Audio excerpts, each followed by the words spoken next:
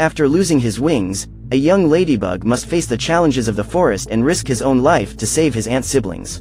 Today we will recap the story of the 2013 movie, Minuscule, Valley of the Lost Ants. On a beautiful Sunday, a newlywed couple decides to have a picnic in the forest. That afternoon, while reading a book, the pregnant woman begins to feel contractions and informs her husband that her waters have burst. Immediately, the man takes the picnic basket, along with his belongings, and runs with his wife to the car, leaving all the food behind. That same day, 3 new ladybugs are born in that forest. Their parents try to teach them to fly, but since they are still learning how to use their wings, one of the ladybugs falls and hears a small fly mocking him. When the insect leaves, the ladybug tries to fly again and goes exploring the forest together with the rest of his family. Minutes later, while flying over a pond, the ladybug encounters the same fly, and again the insect laughs in his face. Annoyed, the ladybug chases after the creature, but ends up falling into a trap. When the insects land, the fly's relatives appear and try to corner the ladybug. At that instant, the poor thing takes off to try to escape, but is pursued by the gang of flies. During his escape, he crashes against a rock and falls into a hole hidden beneath the rock. As it falls, the ladybug loses one of its wings and faints. The flies go there to check if their enemy has been killed, and when they find the insect unconscious, they decide to leave. Hours pass and night comes with a storm. When the ladybug finally wakes up, he realizes that he is no longer able to fly. Frightened by the hundreds of eyes watching him, he decides to walk through the forest in search of a safe place to hide from the storm. The insect tries to hide under some mushrooms, but is forced to leave when it realizes that sinister snails dominate that area. A few meters ahead, the ladybug finds a can and enters through a small opening in the lid. Although he is alone and afraid, he realizes that this is the perfect place to spend the night. The next morning, the little one hears all different kinds of insects walking around the can. He soon discovers that the place is a gold mine and that everyone is fighting over who will get the biggest share of the food. Even a box of matches is a cause of dispute among the bedbugs. A short time later, a group of ants approaches the site carrying some supplies. At this point, Mandible realizes that there might be something interesting in that place and asks his team to wait while he goes to check it out. Seeing the insect approaching, the ladybug goes back into the can to hide and the ant goes after it. After eating a piece of the sugar lump, the little creature suffers an energy spike and calls his friends to help him bring that sacred food to the colony. Then the ants abandon the food they have gathered from the forest and spread out around the can, carrying the object away. Meanwhile, the ladybug remains hidden inside, not understanding what is happening. He only realizes that something is wrong when the ants try to cross a wall of stones and the clumps inside the can begin to move from side to side. Seconds later, the can is knocked over along with Mandible and the sugar lumps are thrown out, as is the ladybug. While the workers are putting the sugar back in the can, they find the insect lying on its stomach and Mandible tries to help it up. Startled, the ladybug lets out an extremely deadly gas to defend himself, causing the ant to faint. Next, a lizard appears and walks towards its prey. The ants hide behind the clumps of sugar in the hope of not being seen.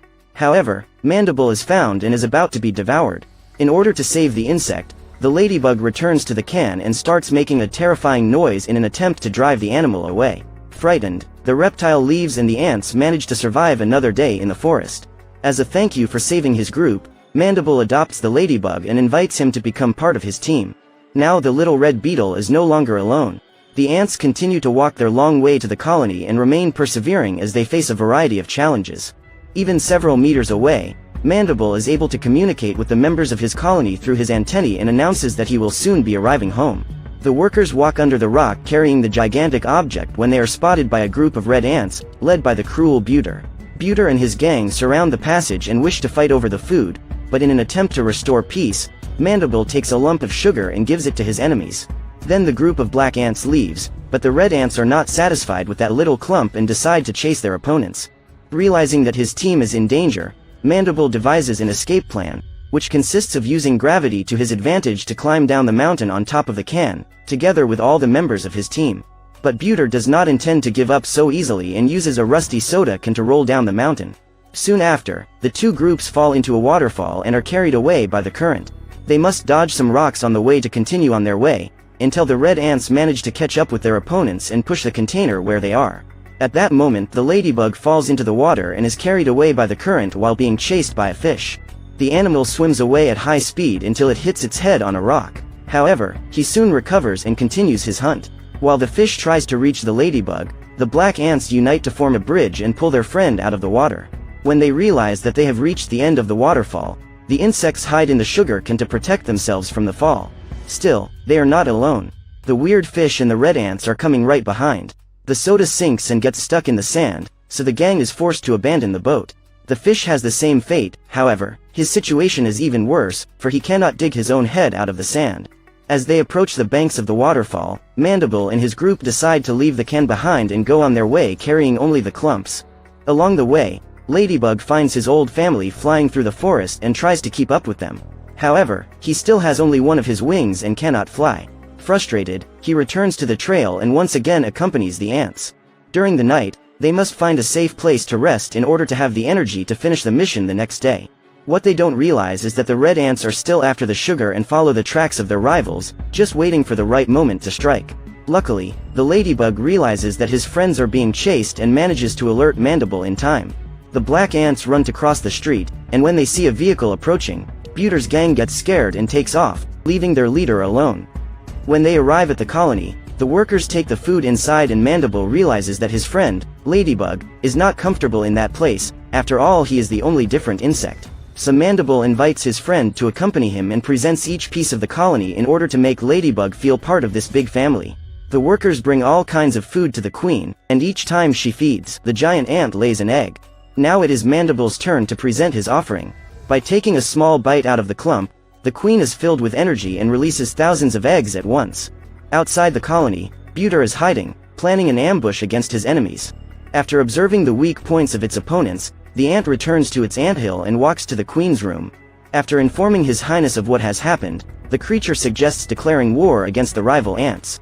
Upon hearing the words of his advisor, the queen orders her workers to unite to attack the enemy colony and steal the sacred food. Immediately, the thousands of ants walk in ranks, armed to the teeth with sticks and thorny plants. The goal is to reach enemy territory by nightfall, and the army succeeds in accomplishing this goal. At dusk, the black ants close their colony and prepare to rest. As he sleeps, the ladybug dreams of his family and imagines the day when he can fly again under the flower beds, tasting the delicious nectar of the plants. Suddenly, during the dream, the insect wakes up and goes outside. The ladybug tests its wings and tries to fly again, but its new wing is still being born and is not strong enough to lift its body weight. But instead of feeling discouraged, the little red ladybug has its hopes renewed and is happy at the thought that it will soon be able to fly again. The next morning, the black ants are awakened by an earthquake. They all leave the colony to find out what is going on and soon find the powerful enemy army approaching. The lunatics show up with slingshots, forks, and even insecticides. All this to get a few of sugar lumps. The red ants use slingshots to shoot all sorts of weapons at the rival colony, but the black ants do not let this attack come cheap. They throw cotton swabs and aspirin to eliminate those monsters. However, the chance of winning the battle is still very low. Despite being in their territory, the black ants did not count on having their home destroyed by gunfire from metal objects. In an emergency meeting with the queen, Mandible discovers that there are some bombs hidden in the colony and this is the perfect moment to use them.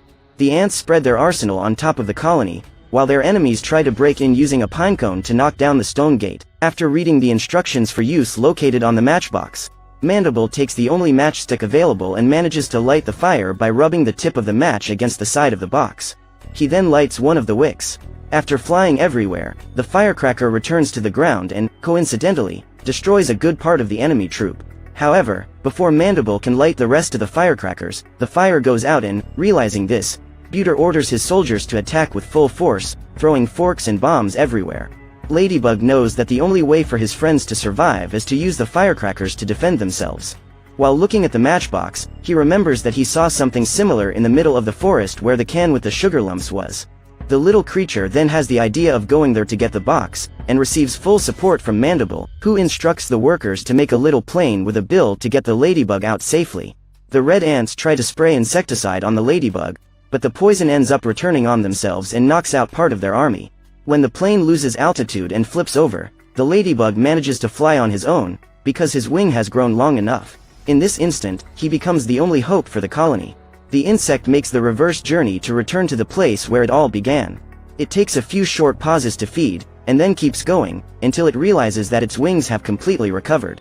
Upon arriving at the picnic site, the little red beetle realizes that all the food has been taken, but the matchbox remains there. He tries to lift the object, but he can't carry all that weight.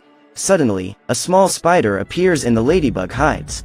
The arachnid takes the box and carries it away, but the ladybug goes after it. After all, he needs those matches to save his friends.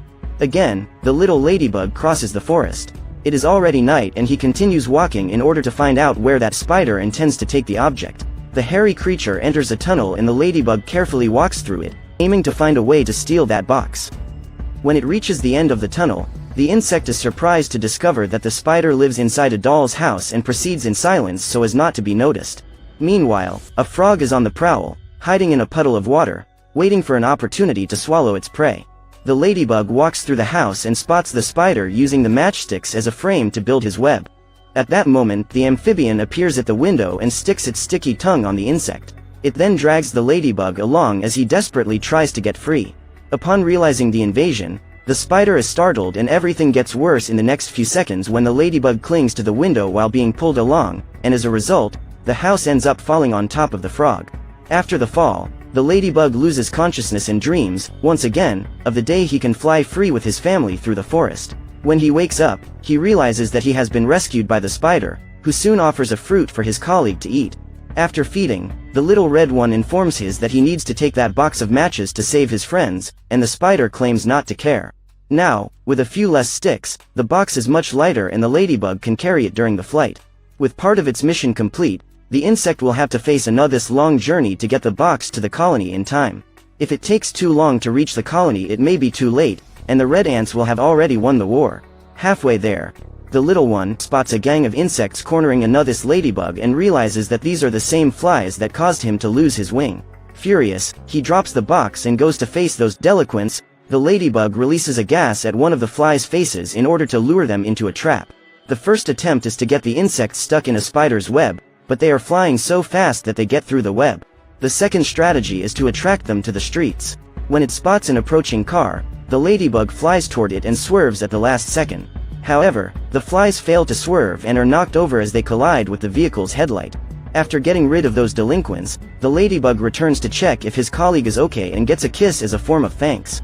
Then the couple says goodbye, for the little creature has a duty to perform, but before he leaves, he promises that they will meet again soon.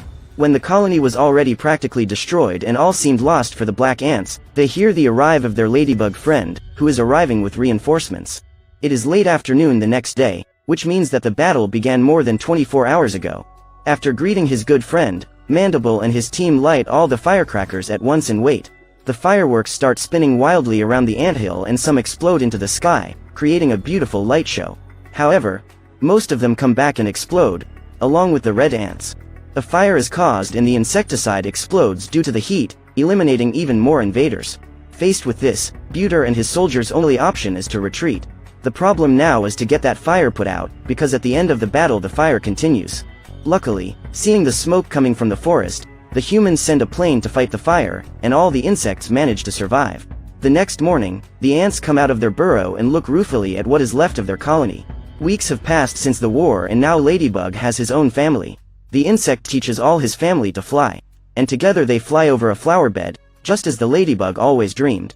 Meanwhile, the ants are hard at work rebuilding the anthill, because very soon winter will arrive and they need to be prepared. After all they went through together, Mandible and the ladybug remained great friends and were never separated again. So, what did you think of this movie? Let us know in the comments below. And if you liked the video, like it and subscribe for more movie recaps. See you next time.